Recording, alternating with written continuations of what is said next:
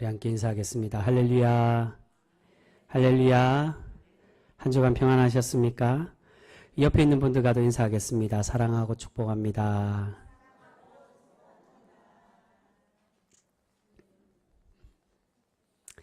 여러분, 이제 장마가 끝나고 긴 무더위가 시작이 되었습니다. 모두들 더위 항상 조심하시고 항상 건강 잘 챙기셔서 하나님의 은혜와 사랑 안에 평안을 누리는 우리 귀한 복된 성도 모두가 되실 수 있기를 주님의 이름으로 축복합니다. 그렇게 서로를 위해 기도하고 위로하는 우리 귀한 사랑과 은혜가 넘치는 우리 귀한 병성교 모두가 되실 수 있기를 소망하고 축복합니다. 여러분, 20세기 중반에 1948년 남아프리카 공화국은 극심한 인종차별로 인해 큰 갈등을 겪고 있었습니다. 이것을 흔히 아파르트헤이트라고 그렇게 부릅니다. 이 아파르트헤이트란 말은 분리라는 뜻으로 백인들이 자국민인 흑인들을 탄압하고 차별하는 정책을 의미하고 있습니다. 자국민이 80%가 넘는데 겨우 10몇 프로밖에 되지 않는 외국의 백인들이 그 많은 흑인들을 탄압하고 그렇게 차별을 했다는 것입니다. 이러한 차별에 자국민들을 위해 인권운동을 한 사람이 있는데 그가 바로 넬슨 만델라라는 변호사였습니다. 그는 위험을 무릅쓰고 자국민의 인권을 위해서 힘쓰다가 결국 백인들에게 잡혀서 감옥에 갇히게 되었는데 무려 27년이라는 긴 시간 동안 투옥되어 고초를 겪게 되었습니다. 하지만 결국 남아프리카 공화국의 차별 정책은 무너지고 1990년에 넬슨 만델라는 감옥에서 풀려나게 되었습니다. 그리고 4년 뒤에 넬슨 만델라는 남아프리카 공화국의 최초의 흑인 대통령이 되었습니다. 그래서 많은 사람들은 생각했습니다. 이제 흑인들의 피해 복수가 시작될 것이라고. 40년이라는 긴 시간 동안 흑인들을 탄압했고 아무 잘못도 없이 감옥에 27년 동안 고초를 겪었기에 당연한 수순이라고 생각을 했습니다. 그런데 넬슨 만델라는 그렇게 하지 않았다는 것입니다. 그는 백인들과 평화를 맺고 더 이상 차별하거나 보복하는 행동을 끝내기로 그렇게 조약을 맺었습니다. 그래서 화해의 상징으로 자신의 대통령 취임식 때 가장 앞자리 VIP석에 자신을 감시하던 감옥의 백인 간수들과 또한 자신에게 사형을 구형한 검사도 초대하여서 그렇게 함께 축하를 했다고 합니다. 넬슨 만델라는 피 흘림과 복수의 정책이 아니라 화해와 용서로서 나라를 세웠고 그로 인해 그 공로로 인정받아 노벨 평화상까지 받게 되었습니다. 넬슨 만델라는 남아프리카 공화국을 복수와 다툼의 정책이 아닌 평화와 화해의 정책으로 나라를 세우감을 통하여 남아프리카 공화국의 가장 위대한 대통령으로 기억되고 있습니다.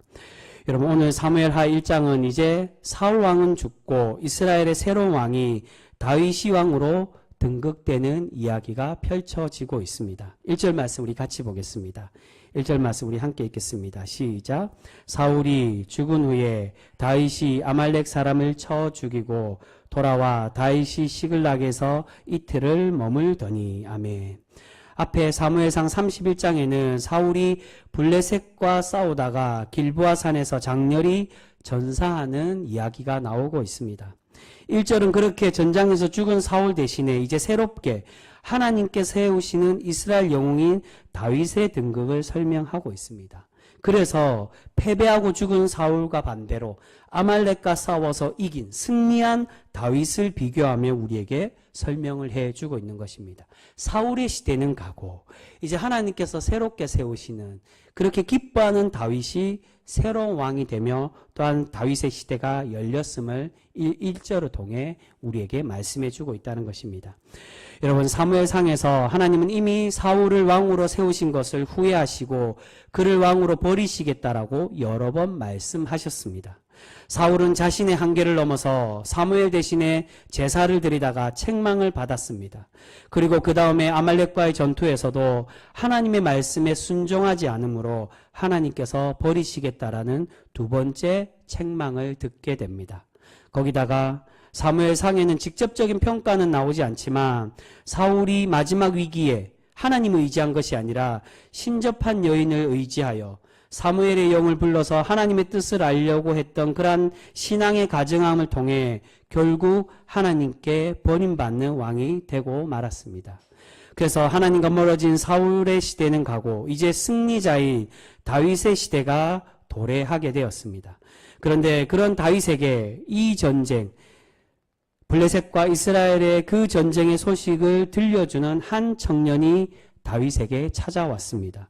이 청년은 아말렉 사람으로 이스라엘의 나그네로 있다가 사울의 죽음을 다윗에게 보고하고 있습니다. 우리 그 말씀 보겠습니다. 9절과 10절 말씀 우리 함께 보겠습니다.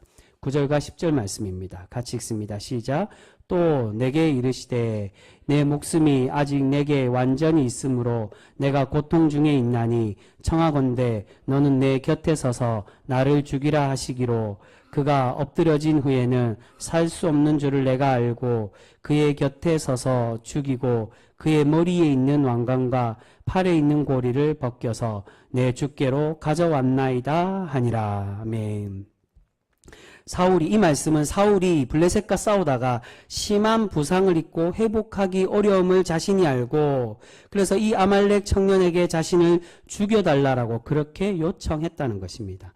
그래서 자신이 이 사울의 요청대로 그가 다시 회복되지 않을 것으로 생각하여 사울 왕이 그렇게 시켰기 때문에 이 사울을 죽이고 그의 왕관과 팔고리 장식을 그 증거로 다윗에게 가져왔다라고 보고하고 있습니다.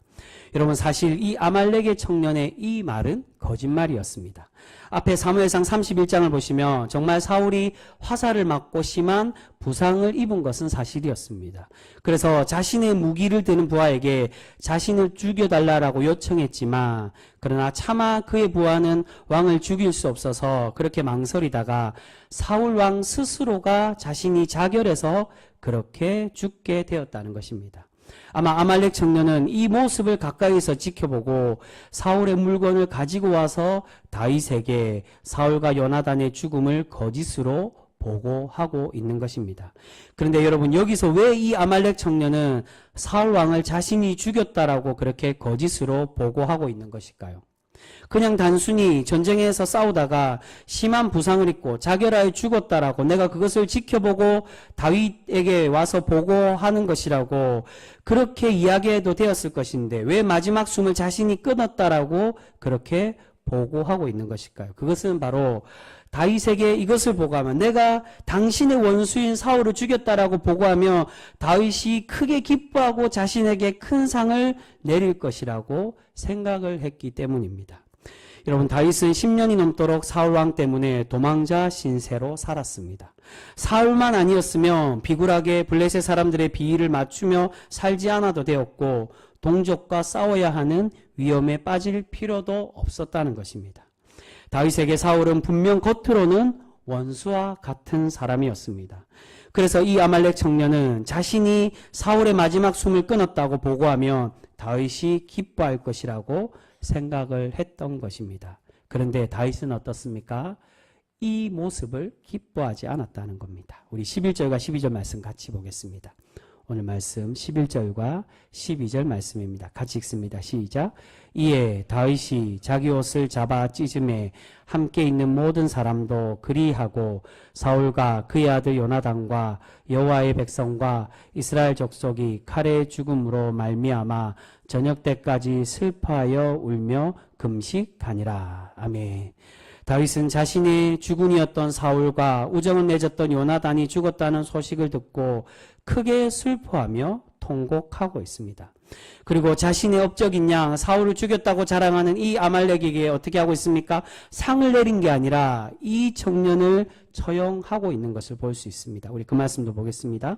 끝에 15절과 16절 말씀입니다. 15절 16절 우리 같이 읽겠습니다. 시작. 다윗이 청년 중에 한 사람을 불러 이르되 가까이 가서 그를 죽이라 하매 그가 아침에 곧 죽으니라. 다윗이 그에게 이르기를 내 피가 내 머리로 돌아갈지어다. 내 입이 내게 대하여 증언하기를 내가 여호와의 기름 부음 받은 자를 죽였노라 함이니라 하였더라. 아멘. 여러분 오늘 말씀은 일반적인 사람이 가지는 감정과 하나님이 기뻐하는 참 신앙인의 모습이 어떠한지를 우리에게 대조하여 보여주고 있는 말씀이라고 할 수 있습니다. 아말렉 청년이 자신이 하지도 않은 행동을 거짓으로 꾸민 이유가 무엇입니까? 그것은 일반 사람들은 자신의 원수가 죽고 하나님께서 그 원수를 갚아주시면 그것을 하나님의 정의라고 생각하고 당연한 것으로 여기며 그것을 기뻐한다는 것입니다. 아말렉 청년은 다윗이 그렇게 흔한 일반적인 사람과 마찬가지로 사울의 죽음을 기뻐하고 자신을 칭찬하고 자기에게 상을 줄 것이라고 그렇게 생각을 했습니다. 그런데 다윗은 결코 그런 일반적인 사람들과 달랐다는 것입니다. 비록 자신을 오랫동안 괴롭게 하고 원수처럼 자신을 대하는 사울이었지만 그럼에도 다윗은 사울을 자신의 주군으로 여겼고 사울을 미워하지 않았다는 것입니다. 분명히 사울의 죽음은 하나님의 심판이며 하나님의 섭리대로 이루어진 결과입니다. 하나님께서 분명히 사울의 집안은 오래가지 못할 것이라고 하나님의 징벌이 내리겠다라고 그렇게 말씀해 주셨습니다. 하지만 그 결과가 분명히 그렇게 하나님의 심판이고 하나님이 책망하셔서 내린 죽음이라 하더라도 하나님의 신앙인은 어때야 된다는 것입니까? 바로 이 다윗과 같이 이 죽음을 기뻐하거나 고소하다라고 그렇게 여겨서는 안 된다는 것입니다. 지금 나라의 주인을 잃고 낙심하고 슬퍼하고 있는 이 이스라엘을 위해 다윗은 함께 슬퍼하며 애통해하고 있습니다. 여러분, 이것이 바로 하나님께서 다윗을 특별히 사랑하시고 위대한 왕으로 세우시는 이유라고 할 수가 있습니다. 여러분, 일반적인 사람은 어떻습니까? 나의 원수가 망하고 무너지며 우리는 잘 되었다라고 생각합니다. 결국 하나님께서 심판하셔서 그렇게 그들이 죽는 것이라고 멸망당하는 것이라고 여기며 우리는 참 잘 됐다고 기뻐하며 고소해야 합니다. 이러한 생각은 흔히 일반적인 사람들의 생각입니다. 그런데 하나님의 참 신앙인은 어떤 모습을 가져야 됩니까? 비록 자신의 원수이고 자신을 괴롭게 하는 사람이더라도 그 사람의 불행과 망함을 기뻐하지 말아야 한다는 것입니다. 여러분, 지금 새벽기도 때 욥기서로 우리가 함께 은혜를 나누고 있습니다. 하나님께서 욥기서를 통해서 우리에게 주시고자 하는 교훈이 바로 이와 같은 모습이라고 할 수 있습니다. 하나님께서 욥의 세 친구들이 보기에 욥이 너희들이 생각할 때는 죄인처럼 보여도 혹여 정말로 욥이 죄를 지었다 하더라도 하나님이 이 세 친구들에게 바라시는 모습이 무엇입니까? 고통 중에 있는 친구를 정죄하는 것이 아니라 위로해야 됨을 욥기를 통해 우리에게 말씀해 주고 있습니다.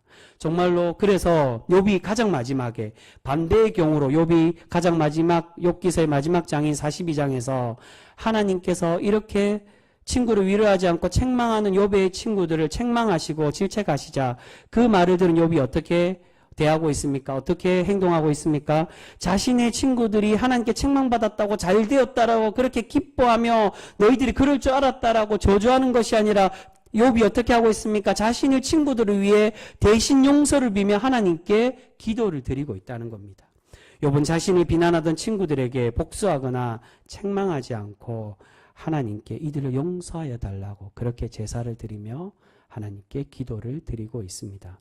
바로 하나님은 하나님의 자녀들이, 하나님의 백성이 이러한 신앙의 순결함으로 살아가기를 우리에게 원하고 계시는 줄 믿습니다. 사람이라면 원수의 멸망을 기뻐하고 당연하게 생각합니다. 하지만 하나님의 사람은 그렇게 해서는 안 되는 것입니다. 우리 하나님은 다윗이 원수와 같은 사울을 2번이나 살려주었을 뿐만이 아니라 사울이 망하여 죽었을 때도 그를 위해 애통해하는 모습을 보시고 다윗의 그 모습을 보시고 기뻐하고 다윗을 이스라엘의 위대한 왕으로 세워주고 계신다는 것입니다. 여러분, 이러한 다윗의 진실함은 이후에도 계속되고 있는 것을 볼 수 있습니다. 이후에 다윗은 유다의 왕이 되고 사울의 유일하게 살아남은 아들인 이스보셋이 북이스라엘의 왕이 되었습니다. 그 말씀이 이제 다음 장 2장에 나옵니다. 이후에 이스보셋의 부하였던 레갑과 바하나가 자신의 왕을 죽이고 다윗에게 찾아왔습니다. 이제 상을 받을 것이라고. 이 아말렉 청년과 같이 그렇게 다윗의 정적인 이 사람을 죽이고 그에게 이 업적을 보고하면은 상을 받고 칭찬할 것이라고 생각했는데 다윗이 어떻게 대처하고 있다는 겁니까? 이들 또한 마찬가지로 다윗은 처형을 하고 있습니다.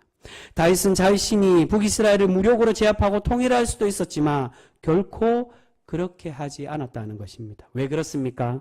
왜 다윗이 이렇게 사울의 집안을 지켜주고 요나단의 죽음을 함께 슬퍼하고 있는 것일까요? 그것은 첫 번째로 오늘 본문에서 다윗이 고백하고 있는 것처럼 사울이 아무리 자신의 개인적으로는 원수이고 자신의 정적이라 하더라도 하나님께 기름 부음 받은, 하나님께서 기름 부어 세우신 하나님의 일꾼, 하나님의 왕이었기 때문에 그를 보호하고 그를 존중해 주고 있다는 것입니다. 그리고 두 번째 이유가 바로 요나단과 맺은 언약 때문이었습니다. 다윗은 요나단에게 자신이 왕이 되어도 요나단의 집안을 지켜줄 것이라고 그렇게 약속했습니다. 그래서 정말로 요나단의 유일하게 살아남은 아들인 절름발이 무비보셋을 어떻게 대하고 있습니까? 끝까지 그를 지켜주는 것을 볼 수 있습니다. 나중에 자신의 아들 압살롬의 반란이 일어났을 때 무비보셋의 신하가 자신을 조롱하고 그렇게 자신을 책망해도 다윗은 끝까지 이 무비보셋을 죽이거나 해하지 않고 그를 끝까지 지켜주고 보살펴 주는 것을 볼 수 있습니다. 왜 그렇게 자신이 그렇게 비판받고 조롱받아도 왜 무비보셋을 지켜줍니까? 바로 요나단과의 언약 때문이었습니다. 다윗은 이처럼 상대는 자신을 배신하여도 다윗은 자신의 주인을 배신하지 않고 친구와의 신의를 끝까지 지키는 사람이었습니다. 여러분, 우리 속담에 아내가 이뻐 보이면 어디에까지 절을 한다라고 이야기합니까? 처갓집 기둥에다가도 절을 한다라고 말합니다. 이 말은 내가 좋아하고 기뻐하는 사람이며 이뻐 보이는 사람이며 그 사람과 관련된 모든 것이 이뻐 보이는 것을 우리에게 말씀합니다. 그런데 이 반대로도 마찬가지입니다. 여러분, 만약 이뻐 보이지 않고 그 사람이 미워 보이고 증오하는 마음이 생기고 그렇게 그 사람이 싫어하면 어떻게 우리가 마음이 가지겠습니까? 그 사람과 관련된 모든 것이 다 미워 보일 수밖에 없다는 것입니다. 다윗이 아무리 요나단과 우정을 맺고 약속을 했어도 다윗은 누구의 아들입니까? 자신을 죽이려고 했던 원수의 아들이었습니다. 일반적인 사람이라면 다윗도 믿겠지만 당연히 그의 아들 요나단도 미워질 수밖에 없다는 것입니다. 그런데 다윗은 그러한 마음을 품지 않았습니다. 이러한 다윗의 마음이 바로 이어서 나오는 사울과 요나단을 위해 통곡한 노래를 통해 우리에게 잘 보여주고 있습니다. 우리 그 말씀 한번 보겠습니다. 오늘 본문 함께 읽은 말씀 후반에 나오는 이 통곡의 노래, 활의 노래에 나오는 말씀 23절 말씀, 우리 23절 말씀 같이 읽겠습니다. 시작. 사울과 요나단이 생전에 사랑스럽고 아름다운 자이러니 죽을 때에도 서로 떠나지 아니하였도다. 그들은 독수리보다 빠르고 사자보다 강하였도다. 다윗은 자신에게 원수 같은 사울이지만 사울을 높이고 칭송하고 있습니다. 다윗은 행동으로나 마음으로나 사울을 미워하지 않고 그를 위해 슬퍼하며 울어주고 있다는 것입니다. 이러한 마음은 다윗과 함께 우정을 맺은 요나단에게도 동일하게 나타나며 고백하고 있습니다. 우리 그 말씀도 보겠습니다. 26절 말씀입니다. 26절 말씀 같이 읽겠습니다. 시작. 내 형 요나단이여, 내가 그대를 애통함은 그대는 내게 심히 아름다움이라. 그대가 나를 사랑함이 기이하여 여인의 사랑보다 더하여도다. 아멘. 다윗과 요나단의 우정이 얼마나 깊고 절절한지를 이 고백을 통해 우리에게 잘 나타나 보여주고 있습니다. 여러분, 우리는 때로는 성경에 나오는 인물들은 특별한 존재라고 생각합니다. 지금 다윗이 이렇게 순전한 신앙의 모습을 보이는 것이 다윗은 우리와 다른 특별한 사람이기 때문에 그래서 이러한 순전한 모습, 거룩한 신앙의 모습을 보이는 것이라고 우리가 그렇게 생각하기가 쉽습니다. 근데 여러분, 다윗이 정말 그런 사람이었습니까? 그렇지가 않다는 겁니다. 다윗도 마찬가지로 우리와 별반 다름없는 실수하고 넘어지는 그러한 평범한 사람이었습니다. 다윗의 일생이 어땠습니까? 다윗은 하나님과 약속을 끝까지 신뢰하지 못하고 사울을 피해 블레셋으로 도망감으로 위험에 처하는 그러한 사람이 되었습니다. 또한 나중에는 여인에게 마음이 뺏겨서 자신의 권력을 이용해 부하인 우리아를 죽이고 그의 아내 밧세바를 빼앗는 그러한 잘못도 저질렀습니다. 이처럼 다윗도 실수하던 사람이었음을 성경 우리에게 말씀합니다. 성경에서 이 정도로 나왔다는 것은 성경에 나오지 않는 그의 모습에서는 어떻다는 겁니까? 우리에게 다 얘기하지 않지만 크고 작은 실수를 충분히 저지르며 그렇게 살아갔던 사람이 바로 다윗이었다는 겁니다. 이렇게 우리와 별반 다르지 않는 다윗이지만 왜 하나님은 다윗을 기뻐하시고 그를 위대한 왕으로 세워가고 계시는 것일까요? 그것은 다윗이 항상 정직하고 항상 순결하게 그렇게 살아가서가 아니라 그의 마음이 항상 하나님께로 향하려고 노력하며 몸부림쳤던 그러한 사람이었기 때문에 완성된 신앙인이 아니라 그렇게 하나님을 향하여 열심히 달려가려고 노력했던 그러한 사람이었기 때문에 하나님이 그를 기뻐 받아주고 계신다는 것입니다. 하나님의 기름 부음 받은 사람을 죽이지 않으려고 노력했고 원수가 죽었을 때도 이를 기뻐하지 않고 슬퍼하던 사람이었습니다. 여러분 다윗에게도 분명히 유혹이 있었을 것입니다. 사울을 2번이나 죽일 수 있는 기회에 내가 이 사람만 죽으면 내가 이 자리에서 저 사람을 칼로 베면 내가 편해질 것이라고 그렇게 생각했었을 것입니다. 또한 사울이 지금 죽었다는 이 소식을 들었을 때 그의 마음 한편으로는 이제 내가 새로운 이스라엘의 주인이 되었구나, 이제 나의 승전가를 불러야 되겠다라는 그러한 유혹도 분명히 있었을 것입니다. 하지만 다윗은 그러한 인간적인 유혹보다 항상 하나님의 마음으로 생각했고 하나님의 뜻에 순종하려고 노력하며 살아갔던 사람이었습니다. 그런 다윗이었기에 하나님은 다윗을 위대한 왕으로 세워주실 뿐만이 아니라 다윗이 다스리고 다윗과 함께하는 이 이스라엘도 하나님이 기뻐하는 나라로 그렇게 세워가고 계시는 것을 볼 수 있습니다. 여러분, 그러한 다윗의 모범된 모습, 다윗을 통해 이스라엘까지 기뻐하는 그 모습이 바로 11절에 그 예로 우리에게 보여주고 있습니다. 우리 조금 전에 11절 말씀 우리 같이 읽었지만 11절에 보시면 다윗이 사울과 요나단을 위해 슬퍼하며 통곡하는 모습이 나옵니다. 그런데 다윗이 슬퍼할 때 누가 함께 다윗과 이 슬픔을 동참하고 있습니까? 바로 11절을 보시면 다윗과 함께하던 모든 사람들이 함께 슬퍼하고 있었다는 겁니다. 여러분, 다윗과 함께하던 사람들은 어떤 사람들입니까? 바로 아둘람 동굴에서 만났던 사람들입니다. 이들은 모두 도망자들이고 불황자들이었습니다. 그래서 직전에 사무엘상 30장에 보시면 우리가 함께 나눈 말씀이지만 아말렉과 전쟁에서 승리를 거두고 함께 돌아왔을 때 그들과 함께 싸우지 않은 뒤처져 있는 부하들에게 전리품을 나누어 주지 말고 그들에게 가족만 돌려주고 쫓아버리자고 그렇게 불의한 마음을 가지고 그것을 제안했던 사람들이 바로 이 아둘람 공동체였다는 겁니다. 그런 성품의 사람들이었다면 이 사울이 죽었다는 소식을 들었을 때 어떠한 마음을 가졌겠습니까? 이 아말렉 청년과 같이 당연하게 사울이 잘 죽었다고, 사울의 죽음이 악인의 멸망을 당한 것이라고 그렇게 여겨야만 했을 것입니다. 그런데 그런 불황자들도 그런 마음을 품는 게 아니라 다윗과 함께 사울을 위해서 슬퍼하고 그렇게 눈물을 흘리고 있습니다. 이런 불황자들이 어떻게 다윗과 같이 자신들을 괴롭히던 사울을 위해 슬퍼할 수 있었을까요? 그것은 바로 다윗의 모범된 모습 때문이라고 할 수가 있습니다. 다윗은 함께 싸우지 못한 부하들에게 전리품을 똑같이 나누어 주겠다라고 그렇게 가르치며 교훈합니다.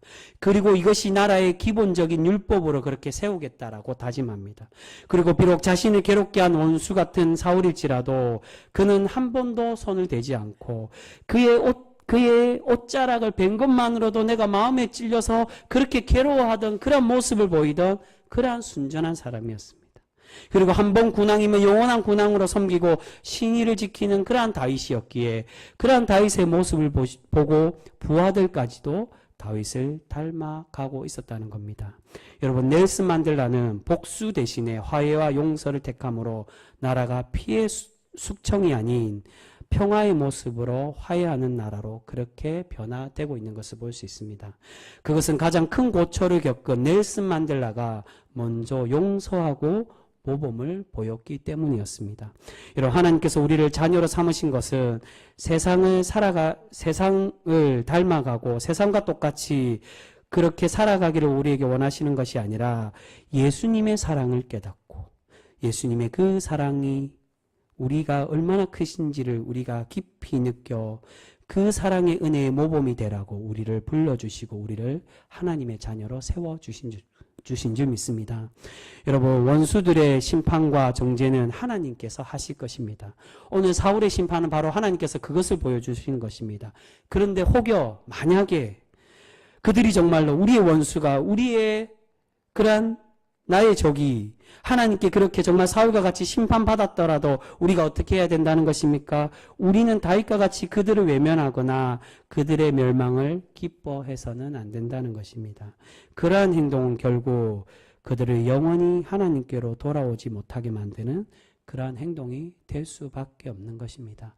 여러분, 만약에 넬슨 만델라가 정말로 자신이 받았던 그 고초와 자신의 모든 자국민이 받았던 그 탄압을 똑같이 돌려주고 했다면 그 나라가 어떻게 되었습니까? 날마다 싸우고 전쟁하고 내전이 일어나는 그러한 나라가 될 수밖에 없었을 것입니다. 그러나 그가 먼저 화해와 용서의 손을 내밀고 그렇게 그들을 품어줌으로 나라를, 그런 전쟁이 아닌 평화의 나라로 세워갈 수가 있었다는 겁니다. 여러분, 우리가 원수들의 불행을 고소해하지 않고 함께 아파하며 울어주며 위로할 때 원수 같던 사람들이 마음이 녹아내려서 하나님께로 돌아오는 놀라운 기적이 일어나게 되어질 줄 믿습니다. 사랑하는 성도 여러분, 오늘 다윗은 정적의 멸망을 보고서도 신앙인다운 모습을 우리에게 보여주고 있습니다.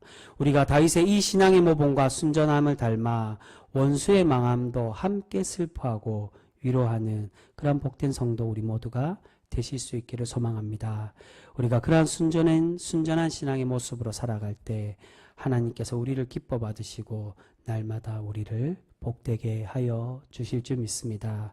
아무쪼록 그러한 복된 성도로 하나님께 칭찬받는, 원수까지도 사랑하고 우리를 미워하고 우리의 적인 그를 위해서 기도하며, 욥이 자신을 저주하고 자신을 책망했던 친구들까지도 위해서 기도하며 위로했던 것처럼 그런 모습으로 우리가 살아가 하나님께 칭찬과 복으로 날마다 체험받는 우리 한평성교회 모두가 되실 수 있기를 주님의 이름으로 축복합니다.